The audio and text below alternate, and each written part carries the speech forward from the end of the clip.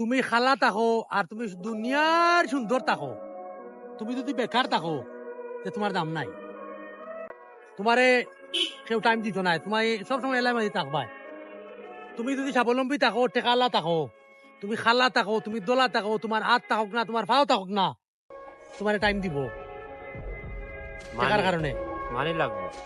তুমি ফাঁসক নমাজ পড়ো, তোমার টাকা পয়সা নাই, মাঝে তোমার দাম দিত নাই। দাম কিন্তু তুমি সঠিক জায়গা পাইবাই, যেন পাওয়ার হো জায়গা তুমি পাইবাই, মানছে দাম দিত নাই। তুমি মদ খাও, তুমি গাঞ্জা খাও, তুমি নিশা করো, মানে নিশার কোনো জাত বাকি নাই।